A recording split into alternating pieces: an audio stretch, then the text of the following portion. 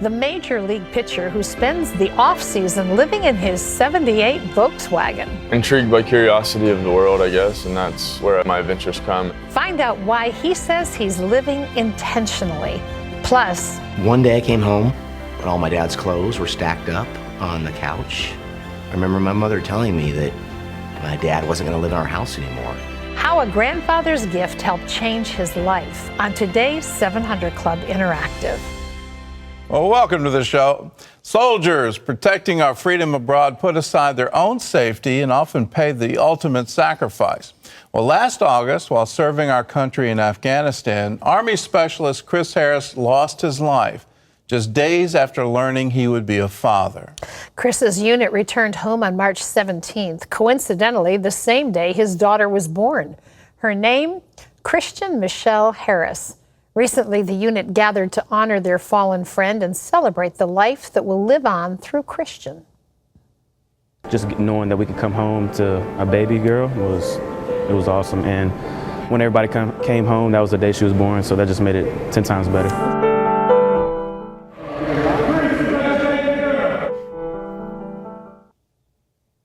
It's a beautiful little baby. It really Very is. poignant story.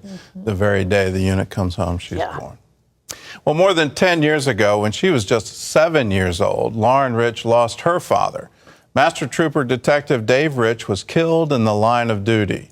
Recently, Lauren graduated high school, and she had some special visitors. Sergeant Tony Slocum, a friend of Lauren's dad, and his fellow Indiana State Police troopers were on hand to support Lauren on her special day. 39 officers from 6 different police departments attended Lauren's graduation. Probably weren't room for the parents there. That's quite an entourage. Sergeant Slocum later tweeted, "Congrats, Lauren. We promise we will never forget your family's sacrifice." Slocum added that Dave was an awesome guy and he would be proud of the great young lady Lauren has become. Boy, there's a family in these. Surrounded. Yes. Amazing. Anyway, if you see that, just realize the sacrifices that people, first responders, our military, are giving to you and me and to our country. And when they're killed in the line of duty, then there's a family left behind.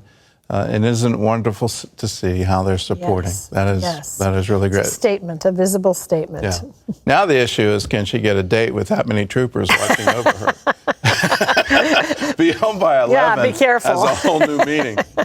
Well, a simple act of kindness has now been viewed over 100,000 times on Facebook. 8-year-old Maurice Adams Jr. watched as an elderly woman struggled with her walker to climb a flight of stairs.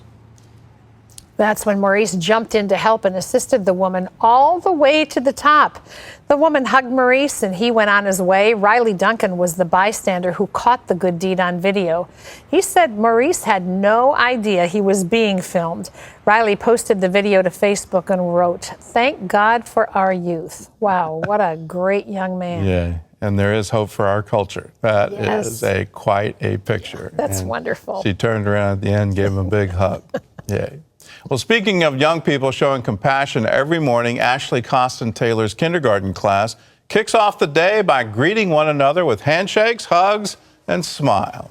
Taylor picks a different greeter each day of the week. She said she believes that starting the day with a friendly greeting will help teach her students compassion and respect for one another.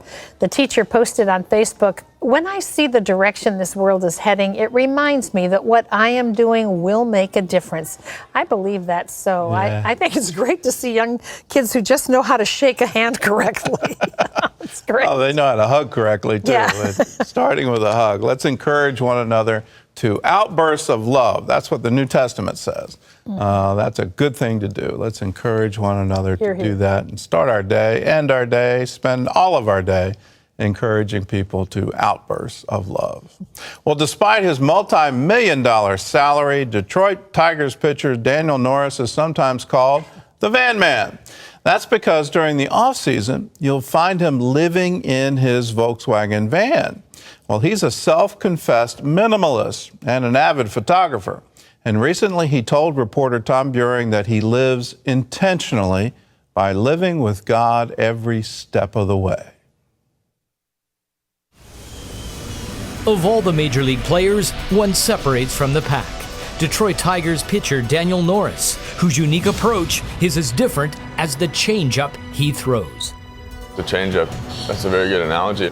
The 25-year-old left-hander is branded the Van Man, living his off-seasons unconventionally in his 78 VW while taking in life with conviction. Labeling: minimalist, non-conformist, free spirit. How does Daniel Norris define himself? I've always seen it as myself. I've always just kind of done what I've enjoyed, and whether that's being off the beaten path or non-conforming or whatever it is. Intrigued by curiosity of the world, I guess, and that's where my adventures come. And then as far as the minimalist is, that's just the way I was raised. We were always very simple. We had only what we needed and nothing in excess. As a pitcher, how does the position capture that personality? I think it brings me out of that comfort zone because a lot of times, off doing my own thing, I'm holding my right hand all day. That's where I have that calm and that peace from. But on the mound, it's like he kind of lights a fire under me to go out there and compete for him. You, in that 78 VW camper, you're inseparable. With the off season, I spend a lot of time in it, and that's when I live in it. When I get in the van and I go somewhere, the destination's always great. It usually involves water. I like to be by the ocean, but the journey there is always just so peaceful. I mean, I can't go over 55 miles an hour and, you know, you're in the right lane and I'm just talking to God the whole time, or if I'm listening to music, that's something I've just always enjoyed. As a photographer, what does that lens let you see that the eye normally doesn't? For one, I want to share God's creation, whether that be the mountains or the ocean or a human being. I want to share that, and I'm very drawn to the homeless people or poverty. And I think that we all can be inspired by St. Francis and to follow Jesus in giving. For me, that's just so inspiring to be able to want to help the people that are less fortunate, and that brings me happiness. Living intentionally, that's just so important to me. Living intentionally, is that another way of living with an eternal perspective? Absolutely. I mean, every single step I take every day should be with the intentions of living eternally with God. If you're always focused on God and your mind never leaves Him, you're not going to make the mistakes that have held you captive your whole life when you fall victim to your failings in the past. So for me, it's living intentionally means living with God. Every step. There's intent with every step. Every pitch has intent. When we hear nonconformist, radical, it's not often Christianity is tied to that, especially today. Should Christianity be at the forefront of that conversation? I believe so personally. Being a Christian is radical. You should live radically. You should love radically. You should give radically. For me, I challenge myself to kind of live that way and just go out of that comfort zone. I think that's just really important to really embody, Christ in that way. Is think, what would Jesus do? He would do a lot of things that we're not doing. How do you think the current American church could show a greater contrast of Christ in culture? We think of church as we walk into it, but I think church and worshiping God is every day. It's individually, as a team, as a congregation, it's everything.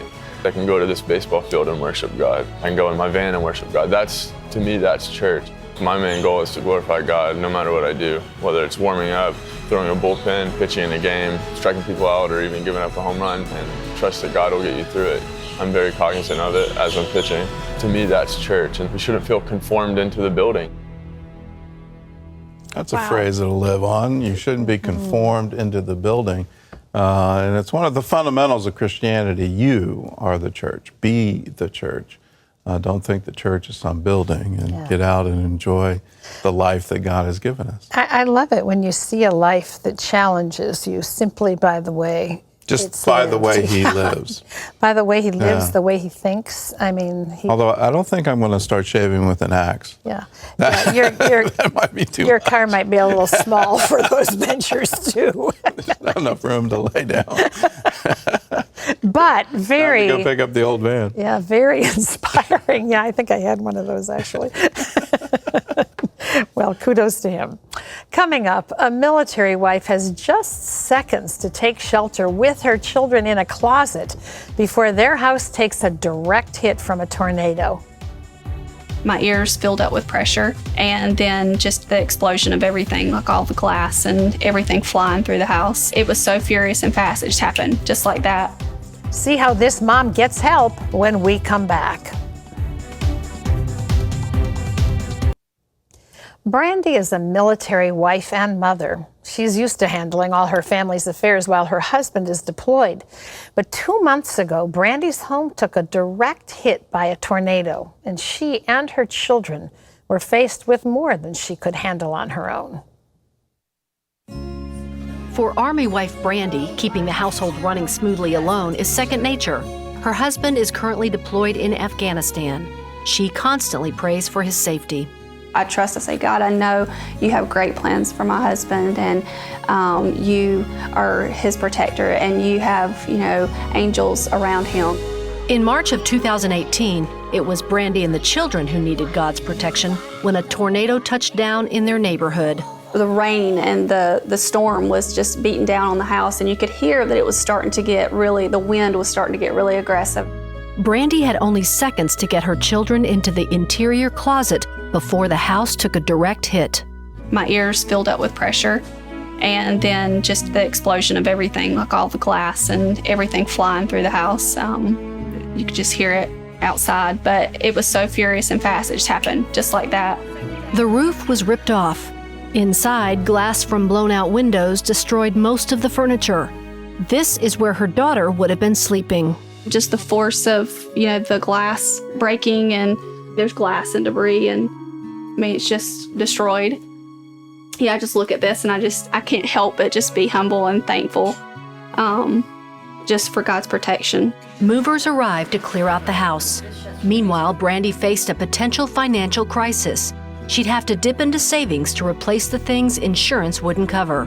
When her military support group Battleground heard about her situation, the group's leader, Michelle Bowen, called CBN's Helping the Homefront and invited Brandy over to tell her some good news. We are partnering with CBN to make sure you're taken care of during this hardship. I feel so loved, and I feel so just humble. It means the world to me. It really does. We are going to take you shopping to replace household items, toys. Also, we are going to take you to the furniture store so that dining room table that has glass embedded in it and your china hutch that's ruined, those items can be replaced. Your daughter's bedroom furniture that has to be replaced, we're stepping in to help you purchase that as well. It's just a lot. The staff at Ashley's was standing by to offer discounts on everything Brandy needed. CBN also took Brandy shopping to replace her children's clothes and belongings. Brandy can now face the cleanup with a little less stress. To have someone like CBN who comes in and says we want to help in those situations, it really means a lot. It absolutely is a game changer. I know you have to feel like I do, such admiration for the spouses of people who serve in our military. I mean, they stay behind, they are responsible for the household, for the family, and it must be a feeling of such aloneness so much of the time. And then a devastating thing like this happens, and you almost don't even know where to begin to pick the pieces up again. We want to invite you to be a part of making a difference in the lives of our military. When you give to Helping the Homefront, that's what you're doing. This is one story, but there are many, many families like this that we have reached out to, touched, and made a difference in their situation and in their lives. We'd love for you to be a part of that. It's a wonderful way to say thank you for your service in a very meaningful, concrete way. How do you do that? Well, you can just call our toll-free number. It's 1-800-700-7000, or there's our address if you'd like to send your gift. It's Helping the Homefront, CBN Center, Virginia Beach, Virginia, 23463. Our number, if you're calling again, is 1-800-700-7000. You can log on to cbn.com and give that way. But, I see so many people in airports as I travel, or even out in public places, saying to people who are dressed in their military uniforms, thank you for your service. This is a way to say thank you for your service in a place of serious need. And so be a part of that with us, won't you? We would love to have you call right now. Gordon? Well, up next, a 10-year-old has his world shattered in a matter of moments. One day I came home and all my dad's clothes were stacked up on the couch. I remember my mother telling me that my dad wasn't going to live in our house anymore. I'll find out how that day changed the course of his life and how an unopened gift became his most precious possession right after this.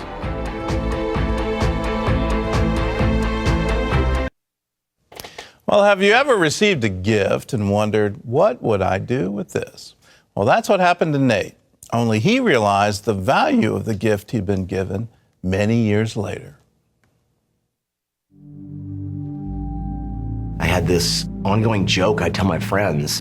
Has anyone ever told you that God is always there beside you or behind you to support you? And of course, the kids were like, yeah, I've heard that. And I'd just punch the air behind me. I'd punch it behind me and beside me.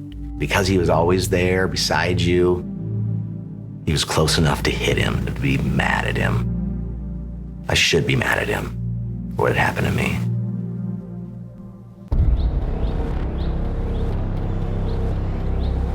I had what I felt like was a perfect life. My dad was a barber. My mom was a nurse. There was fighting here and there, but to me as a 10-year-old, it seemed like a regular family. One day I came home and all my dad's clothes were stacked up on the couch. I remember my mother telling me that my dad wasn't going to live in our house anymore. Could I have done anything differently to make this not have happened? What is it about me that would make him want to go? I started to be anybody that I needed to be liked. Everything my friends needed me to be, and everything teachers needed to be, and coaches needed to be, my mom needed me to be. Make sure people have a great time when they're around you, because nobody can disapprove. Nobody can not like me, because nobody can leave anymore. My grandfather gave me a Bible for high school graduation, and it was in a box in plastic, and at the time, I wondered why. What was I gonna do with that? So I put it away and carried it with my stuff. Anything that felt like family again, that was stuff I was keeping, because that's what I desperately wanted. I wanted a wife, I wanted kids, but the fear was that I wasn't a person that could do that. I wasn't worth that. Don't allow yourself to even dream those things, because you can't have them. I made a promise to myself that I was not going to do that. I was going to be rich, and I was going to be wild, and I was going to live an adventure, and family wasn't going to be part of that. Heading to college was all about thrill-seeking, extreme partying, and death-defying adventure. Anything that would make me happy again. I got great new jobs that felt like were going to be the thing I needed, but it wasn't ever, this is it. We're into the mid to late 90s with the tech boom, and I'm investing in the stock market. I was starting to have literally hundreds of thousands of dollars in an account that could feel like I had something, and it didn't work. There was literally no joy in it.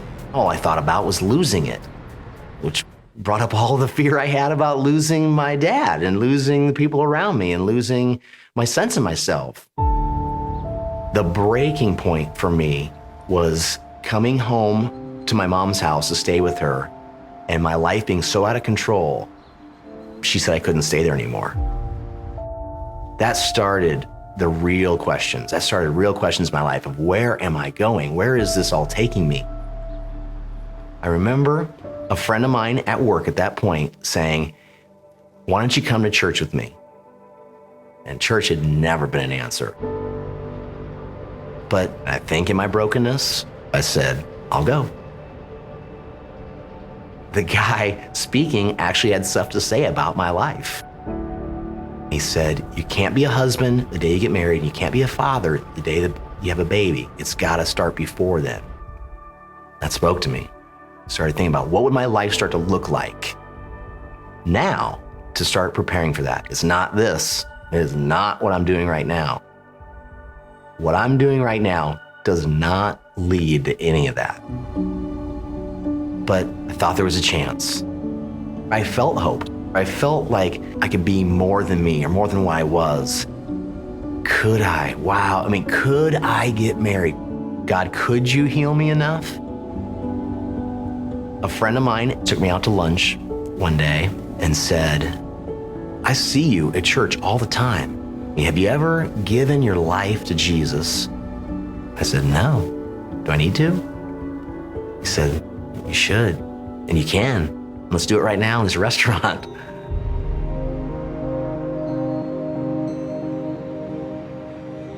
I left that restaurant, and all I could think of was, do I still have the Bible my grandpa had given me for high school graduation? I've been carrying it around for years. Do I still have it?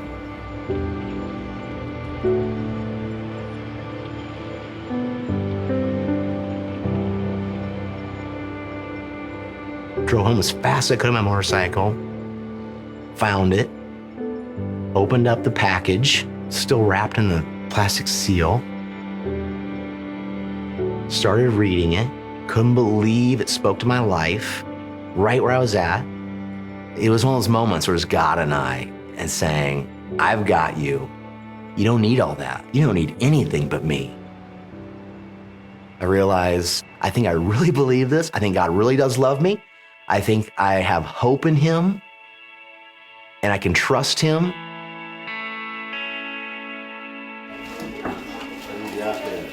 Having a family of my own, I've seen over and over again that I can trust him, that he is a good father, that he always was my father.